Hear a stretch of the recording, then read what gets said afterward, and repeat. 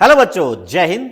तो आज पढ़ते हैं वैलेंस बॉन्ड थ्योरी के एप्लीकेशन पार्ट, यानी वैलेंस बॉन्ड थ्योरी के कुछ अनुप्रयोग की बात, कुछ उदाहरण देकर आपसे क्वेश्चन करता है। तो क्वेश्चन कैसे करता है, पिछले पूछे गए सवालों को देखिएगा।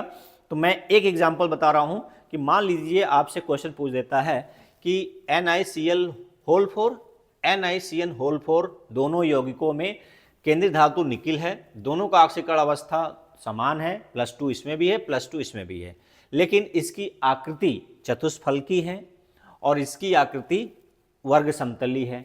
एक क्वेश्चन। दूसरा क्वेश्चन ये कर सकता है कि जो NiCl4 है ये अनुचुंबकी है, जबकि NiCN साइनाइड वाला प्रतिचुंबकी है। क्यों? दोनों में संकड़ अलग अलग है, क्यों? यानी क्यों का सवाल का आंसर वैलेंस बॉन्ड थ्योरी की सिद्धांत की सहायता से देना है, या कोई तीन में से दो पूछता है कंपेयर करके, या केवल एक कहीं पूछ लेता है। तो तीनों ही, चारों, पांचों जो भी क्वेश्चन आए आप यहां से दे सकते हैं। कैसे दे सकते हैं थोड़ा सा ध्यान से समझिएगा। तो मैंने लिखा है तीन यौगिक, क्या क्या? NiCl होल फोर, यानी इसका आयुर्वेशी नाम लिखेंगे तो क्या लिखेंगे? टेट्राक्लोराइडो निकलेट। निकलेट क्यों? क्योंकि इस पर आवेश कैसा है? ऋण आवेश है, तो कम्प्लेक्स कैसा है? ऋण आवेशित है, तो निकलेट 8 लग गया। ऑक्सीकरण संख्या कितना इसका है? यहाँ पर +2 है, तो ब्रैकेट में क्या लिखा गया? सेकेंड। इसका आयुर्वेशी नाम क्या है? टेट्रासाइनाइडो, या साइनो भी बोलते हैं। फेमस नाम साइनो है, और जब आयुर्वेशी नियम की तरह लिखेंगे IDO लगाते हैं ना, साइनाइडो, तो टेट्रासाइनाइडो निकलेट फिर से 8, क्योंकि ऑक्सीकरण संख्या आवेश क्या है? निगेटिव है, इसलिए 8 लगेगा। ऑक्सीकरण संख्या फिर से 2 है। यहाँ पर ध्यान दीजिएगा, निकिल और कोबाल्ट दो मेटल नहीं है, यहाँ पर लिगेंड क्या है? कार्बन मोनोऑक्साइड, जिसको आप बोलते हैं कार्बोनिल। क्या बोलेंगे? कार्बोनिल। तो निकिल, तो टेट्रा कार्बोनिल निकिल, यहाँ ऑक्सीकरण संख्या 0 अवस्था में है, तो निकिल 0, 8 नहीं लगा, ध्यान दीजिएगा, निकिल 0। तो तीनों का आयुर्वेशी नाम क्लियर हो गया। एक क्वेश्चन हो गया, आयुर्वेशी नाम से आता है तो। और दूसरा है ऑक्सीकरण संख्या दोनों में क्या है? +2 है। क्या है? +2 यहाँ पर भी है, और यहाँ पर क्या है? 0 है। तीन बात। चौथा बात, अब वैलेंस बॉन्ड थ्योरी की सहायता से अब व्याख्या करते हैं। तो मान लीजिए इसका ज्यामिति आ गया लिखने को, या चुंबकीय गुण लिखने को आ गया, या संकरण लिखने को पूछ लेता है। केवल एक क्वेश्चन कि इसका आकृति, ज्यामिति, चुंबकीय गुण और संकरण बताइए वैलेंस बॉन्ड थ्योरी की सिद्धांत की सहायता से। तो आप क्या क्या लिखेंगे? पहले इलेक्ट्रॉनिक विन्यास लिखेंगे तत्व का, और ये जो लिखा गया है आर्गन, समझ रहे हैं ना, 18 तक के लिए हो गया 4s। अच्छा, 4s2 3d8 होता है, लेकिन यहाँ +2 का मतलब 2 इलेक्ट्रॉन कहाँ से निकला? यस से। अच्छा, 4s पहले लिखा गया, 3d बाद में, ये आप बाउस नियम से ही लिखा गया है ऊर्जा के बढ़ते क्रम में। लेकिन जब आप कक्षक बनाएंगे, यानी ऑर्बिटल बनाएंगे, तो पहले 3d का बनाएंगे, फिर 4s, मतलब क्रम अनुसार बनाएंगे, सीक्वेंस में बनाएंगे। यहाँ ऊर्जा का क्रम नहीं देखेंगे, यहाँ आप बाव के हिसाब से ऊर्जा का क्रम से लिखते हैं। लेकिन जब ऑर्बिटल बनाइएगा तो आप 1 2 3 4 5 क्रम से बनाइएगा, ऊर्जा को भूल जाइएगा। तो मैंने क्या बनाया? निकिल 2+ का इलेक्ट्रॉनिक विन्यास 3d8, 4s0, क्योंकि s से इलेक्ट्रॉन निकल चुका है, और 4p भी बनाया गया। क्यों बनाया गया है? क्योंकि यहाँ लिगेंड कितना है? 4। क्या है? क्लोराइड। और क्लोराइड वीक है कि स्ट्रांग है? वीक है, दुर्बल है। तो ये क्या पेयर्ड कर पाएगा? नहीं कर पाएगा। क्यों? दुर्बल लोग किसी को जबरदस्ती नहीं कर सकते, और मजबूत लोग कर देते हैं। तो यहाँ पे वीक है, 4 है, तो 4 इसको खाली ऑर्बिटल चाहिए, तो ये कर नहीं पाएंगे, तो ये पेयर्ड नहीं हो पाएंगे। तो कहाँ से स्टार्ट होगा? यस से स्टार्ट होगा। एक यस हो जाएगा, 3p, टोटल मिलकर क्या हो जाएगा? sp3 संकरण। क्या हो जाएगा? संकरण। पहला आप ऑक्सीकरण मतलब इलेक्ट्रॉनिक विन्यास लिखिएगा ऑर्बिटल वाला, उसके बाद एक्साइटेड स्टेट में निकिल का जब संकरण हो रहा तब दिखाइएगा ऑर्बिटल। तो यहाँ देखिए एक यस, 3p, sp3 संकरण, यहाँ पर इसको राउंड की डॉट किया करके मिलाया गया कि इसकी ऊर्जा क्या हो जाएगी? बराबर हो जाएगी। संकरण का मतलब ऑर्बिटल की ऊर्जा अनइक्वल है, तो ऊर्जा बराबर हो जाए। तो ये संकरण हो गया sp3। और जैसे ही sp3 होता है तो आपके दिमाग में क्या खटकता है कि टेट्राहेड्रल ज्यामिति होगी। तो टेट्राहेड्रल होगा ही होगा, बिल्कुल होगा। लेकिन उससे पहले आप एक लाइन और बनाएंगे कम्प्लेक्स कंपाउंड बनाने का, यानी कम्प्लेक्स कंपाउंड का फार्मूला लिखेंगे। फिर क्योंकि यहाँ पर बॉन्ड बनाएगा, देखे क्लोराइड अपना इलेक्ट्रॉन देगा इसके ऑर्बिटल में, और बॉन्ड बनाएगा। कौन सा बॉन्ड बनाएगा? वैलेंस बॉन्ड थ्योरी के हिसाब से सहसंयोजक बंध बनाएगा। और क्रिस्टल फील्ड थ्योरी से क्या बनाता है? बताइएगा कमेंट बॉक्स में। तो यहाँ पर D8 हो गया, 3D 8 है। और ये जो हरा वाला इलेक्ट्रॉन है क्रॉस से, वो क्लोराइड के इलेक्ट्रॉन अपना देकर बॉन्ड बना रहा है, ठीक है ना, सहसंयोजक बॉन्ड बनाएगा। तो कितना बनाएगा, 4 बॉन्ड बन गया। और इसमें कहीं भी युग्मित है या अयुग्मित है इलेक्ट्रॉन देखिए, तो 2 पेयर, ये 2 ऑर्बिटल में इलेक्ट्रॉन एक एक है, तो ये अयुग्मित है। अयुग्मित होने की वजह से ये चुंबक की ओर आकर्षित होगा, तो इसलिए क्या लिखेंगे, अनुचुंबकीय यानी पैरामैग्नेटिक। क्या लिखेंगे, अनुचुंबकीय या पैरामैग्नेटिक। यही वजह है कि वीक लिगेंड होने की वजह से ये युग्मित नहीं कर पाता। 2 अयुग्मित इलेक्ट्रॉन है। अच्छा, कितने अयुग्मित इलेक्ट्रॉन है ये भी पूछ लेता है, तो कितने अयुग्मित है, 2, तो ये क्या हो गया, अनुचुंबकीय। और sp3 संकरण की वजह से इसका क्या बताएंगे, ज्यामिति टेट्राहेड्रल या चतुष्फलकी। कैसे बनाएंगे, निकल बीच में चारों तरफ जैसे मेथेन बनाता है उस तरह से Cl जोड़ देंगे, स्क्वायर ब्रैकेट बनाएंगे, उसके ऊपर 2 माइनस चार्ज बताएंगे, ठीक है। ये हो गया पहले कंपाउंड का क्या, सब कुछ VBT के अनुसार। अब यदि कंपेयर करने को दे देता है साथ ही साथ, तो फिर से बगल में इसके खींच लेंगे लाइन से और बनाएंगे, नाम लिखेंगे, अबाव के हिसाब से इलेक्ट्रॉनिक विन्यास लिखेंगे और फिर ऑर्बिटल दिखाएंगे। ऑर्बिटल में ऑक्सीकरण अवस्था है तो वहीं से स्टार्ट कर दीजिए, ठीक है। तो निकिल का यहाँ भी +2 है, तो डी से यस से 4s से इलेक्ट्रॉन निकल गया, 3d में 8 बचा है, 4p इन्वॉल्व होगा क्योंकि इसको 4 ऑर्बिटल अभी भी चाहिए, क्योंकि साइनाइड कितना है, 4 एलिगेंट है।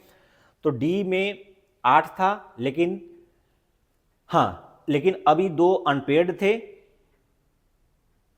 अब साइनाइड है, साइनाइड स्ट्रांग है, क्या है ये, स्ट्रांग लिगेंट है। ये जो लिगेंट है कैसा है, स्ट्रांग है। तो स्ट्रांग होने के जो अनपेयर्ड थे ना, वो पेयरिंग हो जाएंगे। तो जो रिक्त ऑर्बिटल होंगे, वैकेंट ऑर्बिटल कहाँ से खाली मिल गया, डी से ही खाली मिल गया। एक डी का हो गया, एक एस का हो गया और 2 पी का हो गया। 4 चाहिए, 4 मिल गया, एक डी, एक एस, 2 पी। तो संकरण क्या हो जाएगा, DsP2, DsP2 संकरण। कैसा संकरण, DsP2। पी का एक रिक्त ऑर्बिटल खाली रहेगा, रहे ना खाली, जितना जरूरत उतना यूज होगा बॉन्डिंग में। तो पहला ऑक्सीकरण अवस्था, फिर एक्साइटेड स्टेट संकरण के लिए, फिर यौगिक के लिए। यौगिक में क्या दिखाएंगे, साइनाइड अपना इलेक्ट्रॉन देते हुए बनाएंगे। तो ये पेयर्ड हो गया, तो डी से भरना स्टार्ट करेंगे, एक डी में, एक एस में, 2 पी में और एक पी क्या है, इसका खाली है। तो ये चारों की ऊर्जा बराबर है। तो जो हरे वाले इलेक्ट्रॉन, हरे वाले क्रॉस लगे हैं, वो किसके हैं, साइनाइड अपना इलेक्ट्रॉन देकर सहसंयोजक बंध बना रहा है। ध्यान दीजिएगा, सहसंयोजक बंध बना रहा है और सभी इलेक्ट्रॉन जोड़े में है, इसलिए ये क्या है, प्रतिचुंबकीय, डायामैग्नेटिक। क्या है, डायामैग्नेटिक, चुंबक से प्रतिकर्षित होगा, यही इसका मतलब होता है। और DsP2 संकरण होने की वजह से आकृति या ज्यामिति, क्या बोलेंगे, वर्ग समतली, निकिल बीच में 4 कोनों पर क्या होगा, साइनाइड, और इस पर 2 नेगेटिव चार्ज है, तो ये कॉम्प्लेक्स का चार्ज है। इसका संकरण क्या है, DsP2, वर्ग समतली, प्रतिचुंबकी, ठीक है।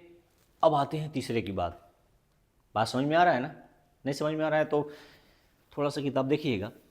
चलिए, ये है इसका आईपीसी नाम, टेट्रा कार्बोनिल निकिल 0, ऑक्सीकरण अवस्था 0 है, कोई इलेक्ट्रॉन नहीं त्याग किया है। तो 4s में बरकरार है, तो 4s में बरकरार है, ऑर्बिटल के रूप में दिखाएंगे तो 0 लिखेंगे, 3d में 8, 4s।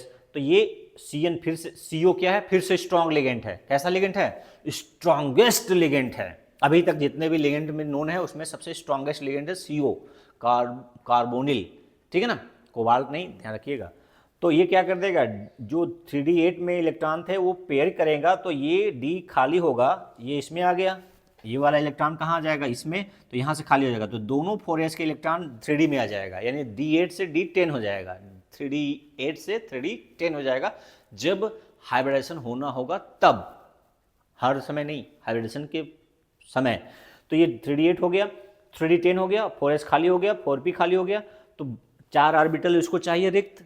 कार्बन मोनोऑक्साइड अपना इलेक्ट्रॉन लेके आएगा तो ऑर्बिटल चाहिए। कितने लिगेंड आ रहे हैं, 4, तो 4 चाहिए, तो कि यस और 3p, तो संकरण कैसा हो जाएगा, sp3, क्या, S1 3p sp3 संकरण होते ही आपके दिमाग में चतुष्फलकी बनाएंगे, स्क्वायर प्लेनर या सॉरी टेट्राहेड्रल बनाएंगे। अच्छा, सभी इलेक्ट्रॉन क्या है, सभी के सभी इलेक्ट्रॉन किस में हैं, जोड़े में हैं। सभी के सभी इलेक्ट्रॉन क्या हैं, जोड़े में हैं, कहीं एक अकेला कहीं है क्या? नहीं है।